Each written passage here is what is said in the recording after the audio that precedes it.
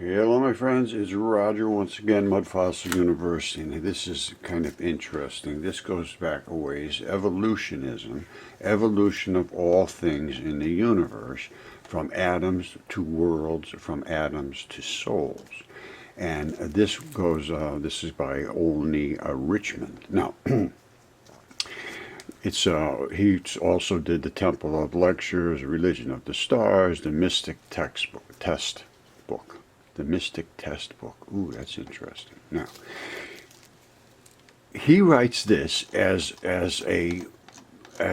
speaking as he's a scientist and a very, very solidly grounded scientist. The publication of the series Temple Lecture in book form was undertaken for a purpose.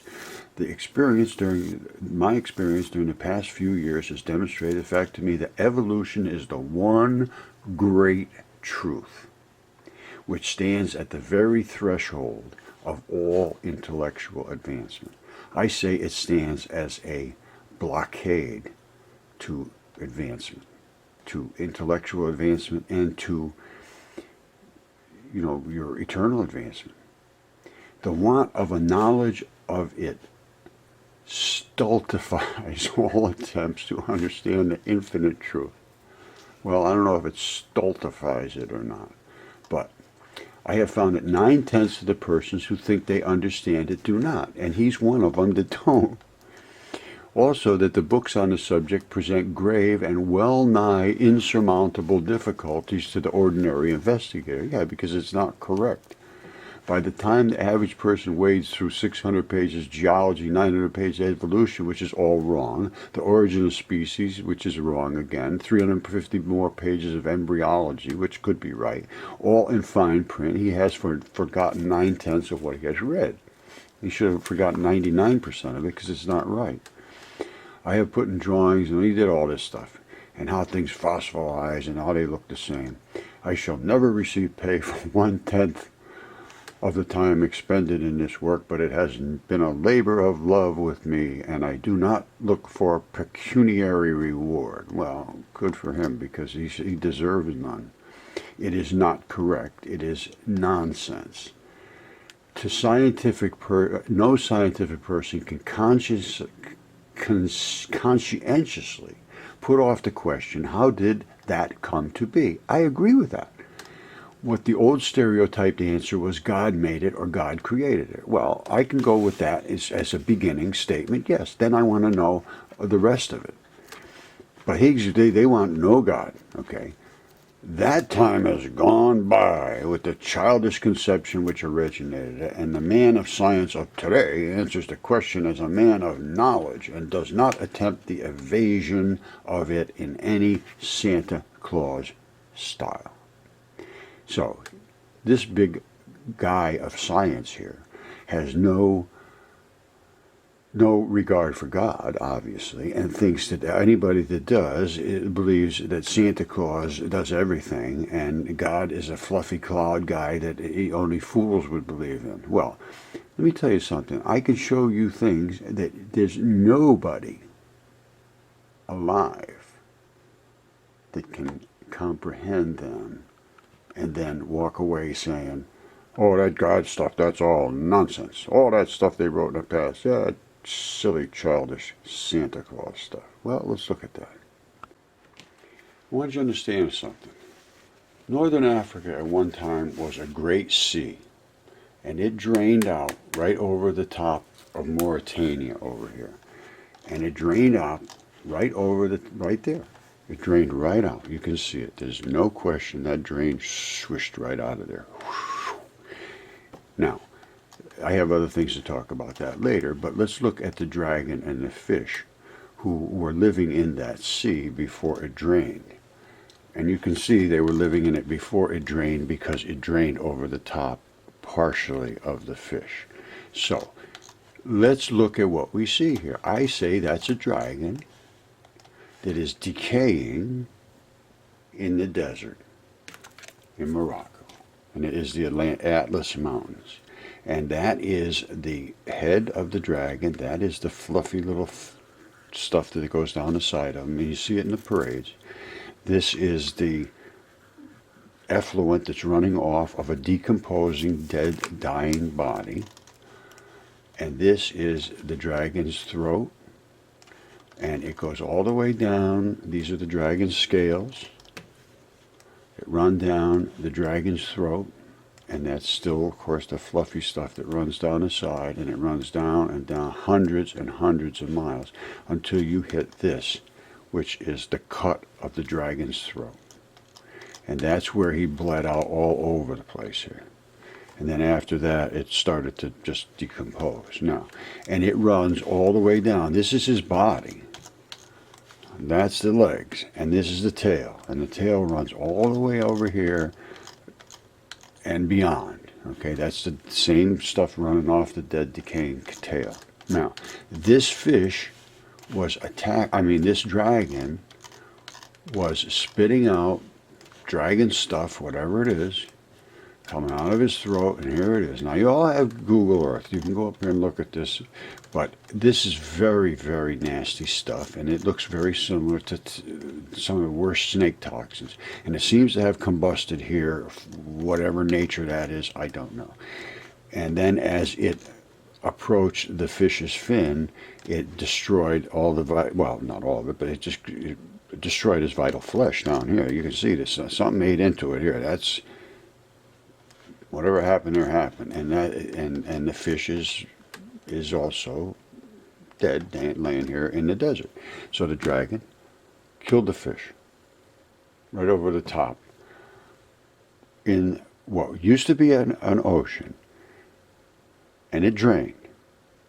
And that was written about, that the fleeing serpent, he would cut him with his great and mighty sword, and there is a cut in the throat. Not only that, Plato talked about Atlantis 9,100 years before him, and the draining of an ocean over the top of Atlantis, which is this. And this is Atlantis. I have found the boats and the docks and everything. I can come down here, very easy to see them. You come right over here, you see that? Those are slips. If anybody's ever done any navigating or been around the ocean or the water, you can see those are the channels coming in. These are the little approaches to the slips, and these are literally the boat docks. Now, is there boats there? I don't know, but there's something there. And they didn't just grow in here by accident. This is Atlantis. I looked at this thing so close. There's no question. I know what it is. And they go in. I mean, it's not just there. They're everywhere. And this is the colors of transition metals. And they said they coated the walls with transition metals. I looked at this. I know what they took Brica out from underneath and they built the walls. Plato said they took everything from out underneath that they could mine and built all these structures. Very, very thoroughly talked about in Plato's works.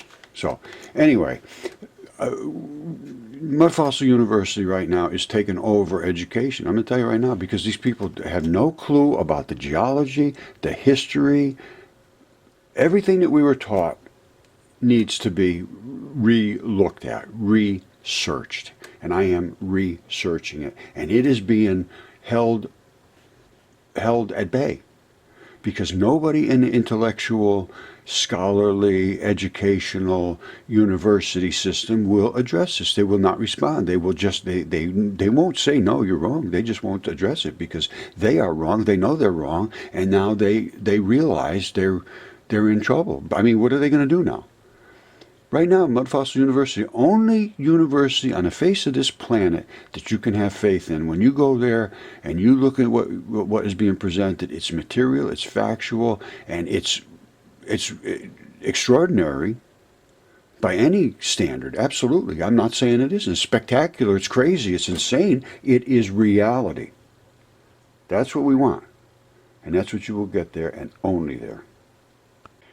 Now, since I found the things I found, I've been looking deep. And here's one that says, Isaiah 27:1, "In that day the Lord will punish Leviathan, the fleeing serpent, with his fierce and great and mighty sword, even Leviathan, the twisted serpent, and he will kill the dragon who lives in the sea."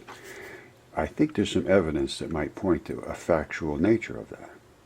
Anthropology, every bit of earth science, what's coming from space was biological. This was ground up at one time. This was the flesh of creatures that were preserved in a great flood and turned into masses of wet matter. And then somebody came, ground them up, took all the metals out, and missed that one little spot in 32 feet of counter space. And this was a wet tendon, and there was a tractor type vehicle here with treads that was designed to drive in this wet environment, cutting slabs of flesh to build walls. They cut those steps from this tendon and built these walls in the background. That's why they fit so well together. They were put in place wet. That one there has blood and stuff running out of it. Some of them were a real mess. Look at that one. It's a disaster. Normally they didn't use those. This must have been, I don't know why they used it, but you can see that's this piece here expanded. That is blood running out of that. They call them lacunas or something, but they're blood vessels within. I believe this must have been either muscle or could have been bone. And that's where it went right up against the tendon. The tendon is a tough spot, tough stuff. Tendons, there's very little organic stuff in tendon, so this is kind of an exception. All right, and this is the tendon. Almost no organic material in there, very strong, CaCO3, calcium carbonates, and then like right there, there'll be an abrupt transition. You see where it's folded over? They have like 4 or 5 different places. I have tendons, and I have them showing the microscope, showing abrupt transitions. Now, I believe I have presented every bit of evidence that's necessary to show that the foundations that all the sciences are built on are not correct. Therefore, we have to do something. What are we going to do? Okay, for now, I have Mudfossil University on Facebook, and I post all kinds of stuff there.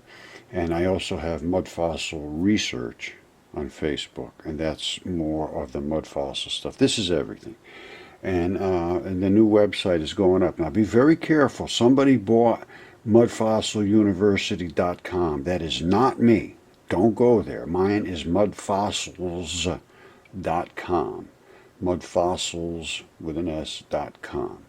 Do not go to mudfossiluniversity.com. It is not me. Somebody bought it, and it looks like they're trying to scam, so stay away from that. Okay, my friends, I'm going to leave it at this, and I have stated this on Mudfossil University. It is time to just say it. The only university on earth that understands truth about the very ground that we stand on is Mudfossil University. Not another university on earth will address this. So, therefore, geology, anthropology, every bit of history, material sciences, space is loaded with this stuff too. It's all biology, and only Mudfossil University knows and has studied this. Not another institution on this planet understands this or will even speak about it because they cannot and stand up against my evidence. Therefore, the only credible university on earth right now is Mudfossil University, free on YouTube. Thank you. Have a nice day.